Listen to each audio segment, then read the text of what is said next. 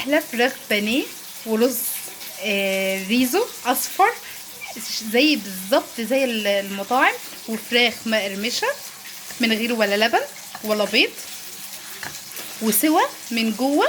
تعالى ما اقول لكم، افتح لكم واحده وهوريكم ان مستويه ازاي وطعمها. والله ما في احلى من كده اهو، والله ما هتلاقوا انضف ولا احلى ولا اوفر من الفراخ البانيه الموفره وطعمها. والله والله احلى من المحلات. جربوها وقولوا لي رايكم في الكومنتات. والرز مفلفل وحلو قوي قوي قوي. عايزين تعرفوا عملت الرز الحلو ازاي ده بالفراخ البانيه الموفره اللي من غير ولا لبن ولا بيض؟ تابعوا معايا الفيديو للاخر. ودلوقتي هعمل الرز الاصفر جنب البانيه، واللي عايز يعمل مكرونه عادي اللي يحب. انا هعمل النهارده جنب البانيه رز اصفر. قطعت بصلتين متوسطين او كبار اللي انتوا عايزينه على حسب كميه الرز. ودلوقتي هضربها في الكبه، هضربها وارجع لكم. دلوقتي انا فرمت البصل في الكبه زي ما انتوا شايفين اهو، ولا ناعم ولا يعني متوسطه. وعندنا هنا بهارات الرز. دلوقتي بهارات الرز عباره عن ملح، ملح ده حسب الرغبه، معلقه صغيره بهارات كبسه من العطار، بتيجي طعمها حلو قوي وبتخلي رز الكبسه حلو قوي، طعمه حلو شبه محلات بالظبط.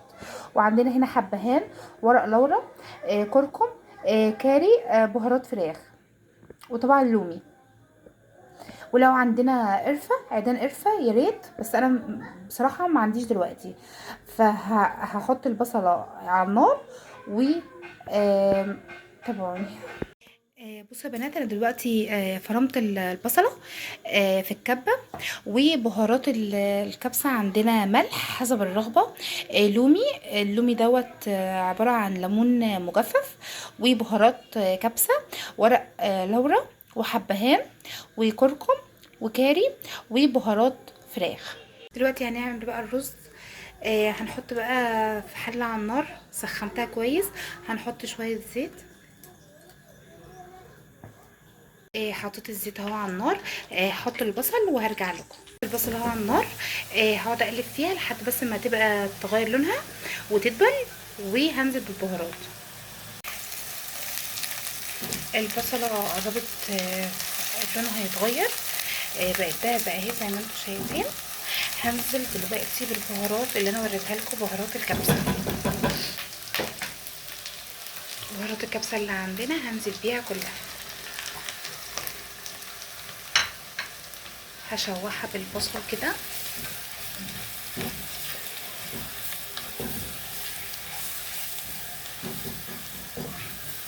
وفي الوقت ده تكوني غاسله كوبايتين رز، او حسب اللي انت هتعمليه كميه الرز اللي انت هتعمليها.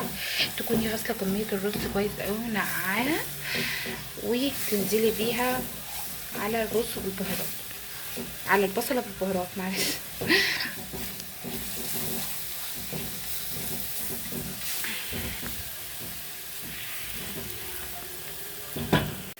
دلوقتي حطينا البهارات مع البصل وبشوح فيهم اهو.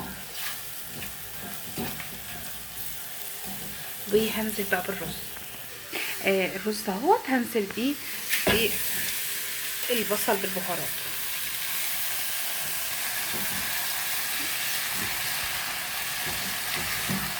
اهو. حطيت الرز، هفضل اقلب فيه برده كده، هشوحه بالبصل بالبهارات اللي انا نزلتها، بهارات الكبسه. هقلب فيها وارجع لكم. انا كده قلبت الرز مع البهارات مع البصل. هنزل بقى بمقدار الميه وهسيبها تستوي. دلوقتي هنزل بالميه. هنزل كمان، هزود كمان كوبايه. انا كده زودت الميه بتاعت الرز لان ده رز مصري عادي. ما تزوديش الميه عشان بس ما ينعمش منك. هو كده مقدار الميه حلو قوي. اول لما هيغلي والميه دي تتشرب هقوم موطيه عليها، وهتاكلي احلى رز بجد. زي المحلات واطعم واحلى، ورز معمول في البيت بطريقه نظيفه يعني. وطعمه حلو قوي، واللون والله مش الكاميرا ظلماه، اللون حلو قوي. دلوقتي الميه اتشربت بتاعت الرز، انا وطيت عليها وهسيبه يتردد، وكده الرز بتاعنا خلص. نرجع نشوف البانيه. دلوقتي هنعمل البانيه من غير ولا بيض ولا لبن، وهتشوفوا معايا وهيطلع بطبقه مقرمشه وبطبقه حلوه قوي قوي قوي. هنشوف معانا. دلوقتي هنعمل الفراخ البانيه عندي بطريقه حلوه قوي قوي قوي، وبطريقه موفره، من غير ولا بيض ولا لبن. هنعمله بطريقه بمكونات عندنا كلنا في البيت، مش هنحط فيه ولا بيض ولا لبن، بطريقه موفره جدا، مش هتلاقوا اوفر من الطريقه دي. عندنا هنا نص بانيه، وعندنا طبق كوبايه دقيق على 3 معالق نشا كبار او معلقتين كبار. وعندنا هنا البهارات، عندنا ملح، بصل بودر، توم بودر، فلفل، كزبره، بهارات فراخ، كاري، كركم. المكونات دي هحط نصها على الفراخ البانيه ونصها على الدقيق بالنشا. وعندنا هنا خل، نحط طبعا معلقه خل في التتبيله. دلوقتي هنحط نص المكونات دي في الفراخ البانيه اللي عندي. هنحط الملح، وهنحط الثوم البودر والبصل البودر. هنحط نص الكميه هنا ونص الكميه في الدقيق والنشا.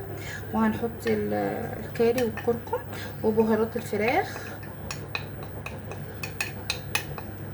وهنحط نص المكونات اللي عندي،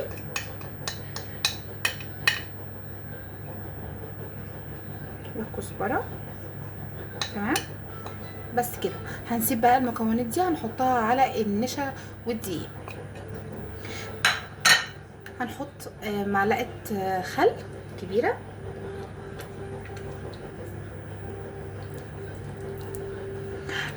هقلب وارجع لكم. رجعت لكم تاني بعد ما حطيت كل البهارات عندي في الفراخ وقلبتها كويس جدا جدا.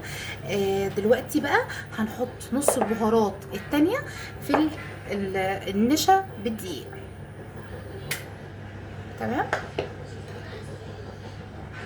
هنحط البهارات دي كلها في النشا في الدقيق علشان يطعموا الكفر بتاع الفراخ البانيه. جربوها وهتدعوا لي والله، هتاكلوا احلى فراخ بانيه بطبقه كريسبي وطبقه حلوه قوي قوي قوي. هتعجبكم، جربوها وقولوا لي في الكومنتات ايه رايكم. ده صوت الغساله. كده انا قلبت كويس قوي قوي قوي البهارات. تعالي نشوف هنعمل ايه. طبعا التتبيله دي بتتحط من ساعه لساعتين. تمام، خليكم معايا لاخر الفيديو لان الخطوه اللي جايه مهمه جدا، ده سر قرمشه الفراخ. دلوقتي خلصنا قطعه البانيه، هعملها معاكم تاني وبنضغط عليها. اهم حاجه بس نضغط عليها كويس، الكفر مش هيطلع ومش هيفك. تمام اهو زي ما انتم شايفين، والله والله احلى من المطاعم. هعمل معاكم واحده تانية. ادي قطعه البانيه اللي عندنا، هنحط عليها الكفر بتاع الدقيق والنشا، وهنضغط عليها كويس قوي قوي قوي، ونضغط عليها كده بايدينا، نكون غاسلين ايدينا كويس. تمام، وهتطلع مستويه. بصوا الميه اللي فيها تلج هنزل فيها قطعه الفراخ وهطلعها بسرعه، مش هسيبها كتير، وهرجعها تاني في الكفر اللي عندي، وهضغط بايدي تاني. والله والله من غير لبن ولا بيض، وهتطلع احلى فراخ بانيه كريسبي، ومن غير بقسماط ومن غير اي حاجه، بمكونات سهله وبسيطه وعندنا في البيت. بصوا بنفضها كده وبحطها. دلوقتي هغسل ايدي وهروح على المقلايه هقلي وهوريكم هعمل كل ده الاول وبعدين هوريكم هبقلي ازاي. تمام، هو اهو اتحمر من الوش التاني. هبدأ بقى اقلبه. بصوا، تحفة تحفة تحفة. الكفر ثابت، وهقول لكم ان هو طبقة كريسبي وطبقة احلى من البانيه بالبقسماط 100 مرة. وبانيه والله والله والله ومن غير ولا بيض ولا لبن ولا بقسماط، بطريقة موفرة جدا جدا جدا وهتعجبكم. احلى طريقة بانيه بطبقة كريسبي من غير ولا لبن ولا بيض ولا بقسماط، جميلة جدا جدا جدا ومقرمشة من بره وطرية من جوه، والطريقة دي هتعجبكم جدا جدا. تابعوني عشان انزل لكم طريقة الفراخ البانيه، اوفر طريقة فراخ بانيه وهتعجبكم جدا. احلى طريقة فراخ بانيه من غير ولا لبن ولا بيض وقرمشة، والكفر ثابت زي ما انتم شايفين، كفر وطعم ولا احلى من كده. عايزين تعرفوا طريقتها خشوا على القناة، انا هنزل لكم الطريقة بالتفصيل وهقول لكم دلوقتي. بصوا، وسوا وطرية من جوه ومقرمشة من بره، والله والله ما في احلى ولا انضف ولا اطعم ولا اوفر من كده. وبكده نكون وصلنا لنهاية الفيديو، وعملت معاكم احلى طريقة فراخ بانيه بطريقة سهلة جدا وموفرة، ومكونات موجودة في اي بيت، ورز اصفر تقدروا تعملوا معاها مكرونة.